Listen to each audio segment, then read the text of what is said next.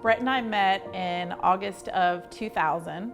I moved here from Arkansas actually on a softball scholarship at Armstrong, and he was enlisted at Hunter in the Army.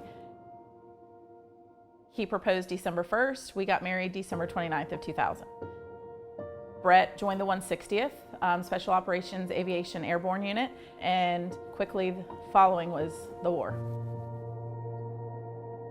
The back and forth of deployments, it was a roller coaster ride of emotions constantly.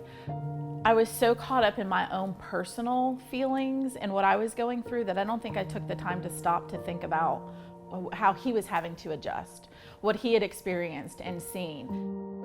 Hannah Kate, she was born September 24th, 2002. And I have Mackenzie Jo Morris. She was born on June 27th, 2005. Brett was deployed at the time. They actually sent him home for her birth. The very next day, we lost the first helicopter. I know that he lived with a lot of guilt for being home that he never really wanted to share with me because we're having a baby. He lost some of his friends, and that was a huge turning point. He had been struggling with chronic pain for over 6 years, and it started to just continuously get worse, from one herniated disc to 2 to 3 to 4 to 5, and to a fracture in his spine. He was in the reserves, so he was still actually active, but he also worked a civilian job for 10 years. His job performance was starting to be very affected by his pain, and that spiraled into a lot of other things that started to happen, including job loss. He was already in a state of depression through his pain and everything he was going through, that it spiraled him into something deeper, and he didn't get out of it.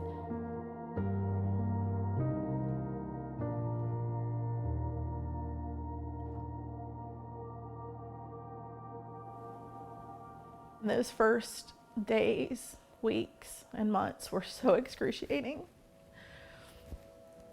I can just remember going outside and just falling onto the ground, like, just why? A lot of guilt, a lot of shame. I didn't really worry about what people thought. I really focused more on how I could let this happen. Brett loved me so much. I know that. And I felt like I wasn't there for him in the end, or to realize that after 20 years of marriage, your husband doesn't even feel comfortable enough to tell you his deepest, darkest secrets. That was heartbreaking for me.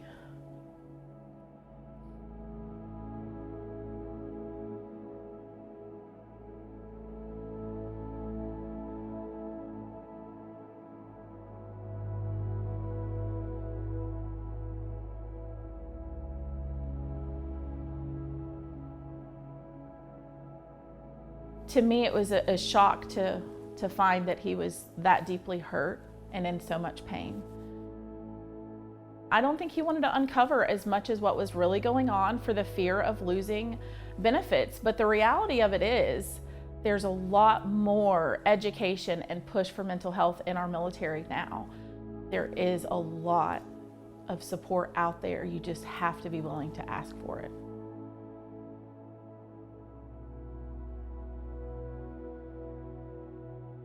I have dove into the Word so much more after my pains. In story after story in the Bible, you see God using pain and suffering for His glory and for His ultimate kingdom. So many times we want to live in this woe is me, grief mentality, that we don't see the greater good of what God's trying to do through those pains and sufferings and trials that we face. I'm just so eager to get to know Him more and to feel like He's right next to me, because it really is a very lonely road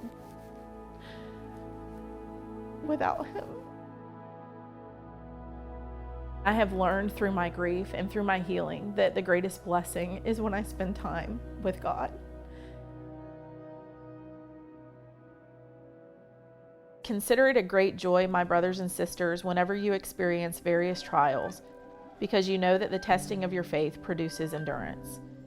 And let endurance have its full effect, so that you may be mature and complete, lacking nothing.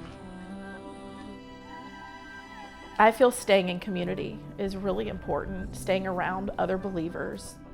I have met some other women who have suffered the same tragedy that I have, and being able to help them and guide them has been a huge healing point for me. Starting the nonprofit shortly after he passed in an effort to raise awareness on PTS and mental health. There are so many people suffering in silence. And I do think that God has given me the personality and character to be bold and to speak and to go out there and to try to make a difference.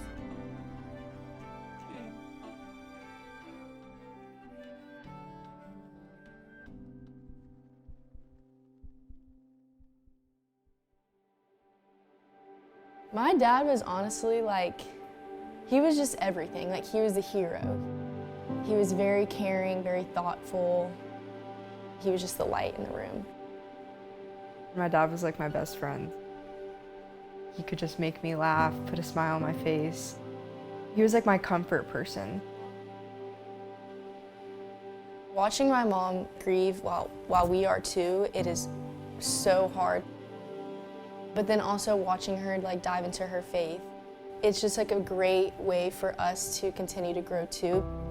I think I definitely appreciate her more.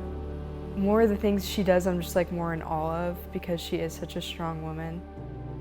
You can't control the things that happen in your life, but you can control how you respond to it.